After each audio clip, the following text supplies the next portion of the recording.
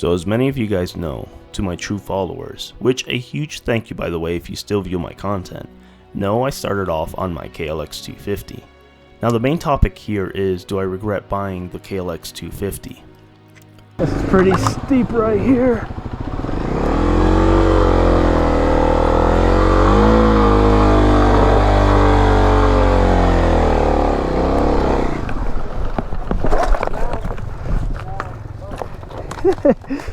Got it? Yeah, should be okay. Let me see. The answer is yes.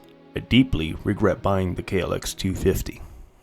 But there is a catch, and I will get to that later on why I regret buying the KLX250. You see, many new riders, including myself, usually flock to some kind of 200cc machine for a first time ride. And yes, there are many other great bikes out there to start off on, like the KTM 250 EXCF. But the issue is price versus interest. You're not sure if you're really going to get into this sport, so you start off on something fairly cheap instead of spending over $7,000 to $8,000.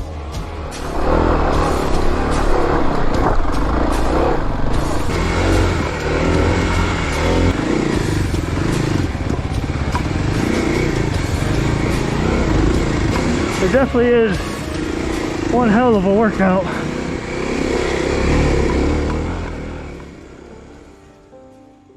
Now to understand where I'm getting at, let me tell you a little story on why I regret the 250 and exactly what got me into tool sports to understand the full picture. Living in Colorado, we have tons of county roads and trails. I'm all about exploring and checking out what every dirt road has to offer.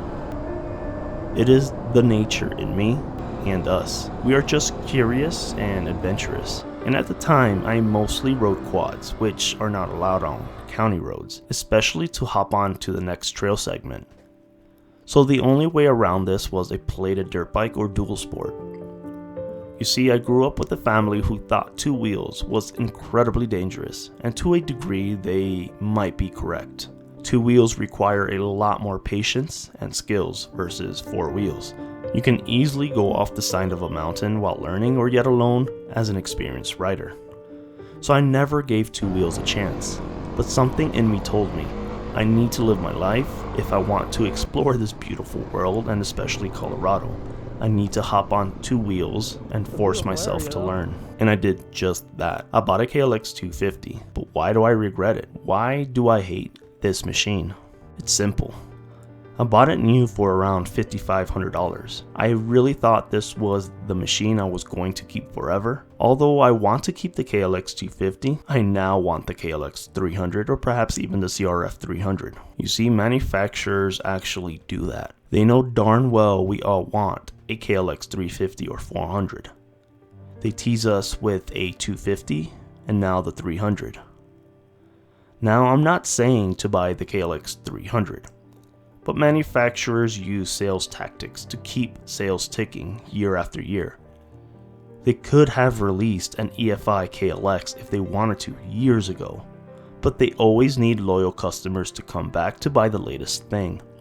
And mark my words, that Kawasaki will release a 350 or 400, or perhaps another manufacturer would as well, just to get that new pitch of sales circulating. So this can definitely do it, but not fast, especially uphill. I think we reached somewhat of a flat spot.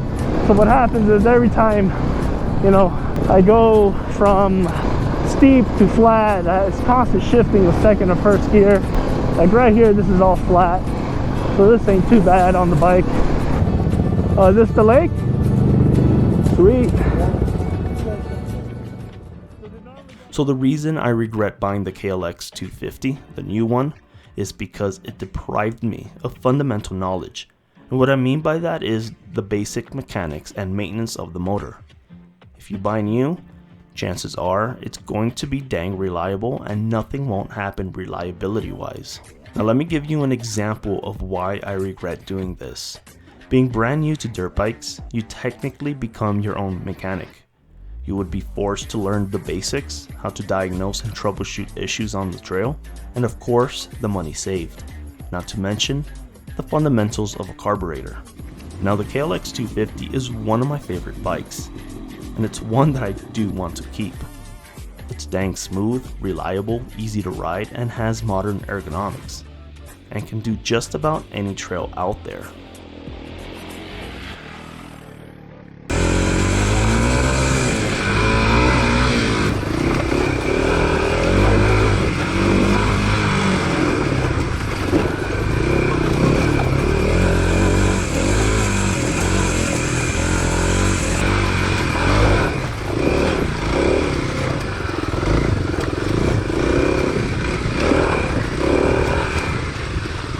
So the issue I'm trying to prove. Now comes out the KLX300. It has the KLX300R upgraded cams, slightly higher compression, and more torque. Now the issue here is, if I would have started off with a cheap used KLX250, I can almost sell it for the same value as I bought it for. So essentially almost comes out as free. And if I would have been patient enough, I would have had the KLX300 by now. Technically, because everything is still sold out around here, and this would have been with barely any money wasted on a used KLX250, since I can almost sell it for what I paid for on the market.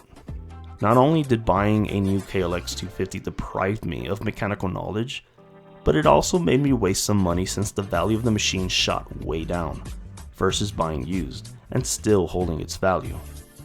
So exactly what do I recommend, and what should you guys do if you are looking to buy a new machine and a new rider, but still have the temptation of buying a new KLX? I would say just buy a used KLX 250 and sell it after a year or two. Then search. Perhaps wait for a new KLX 300 to become available used. And perhaps news of a newer KLX350 or CRF350 will emerge, essentially learning on a machine for borrowed money or little cost. Anyhow guys, let me know your thoughts about buying used or perhaps even new. Go ahead and subscribe, hit that bell button, and I'll catch you guys in my next video.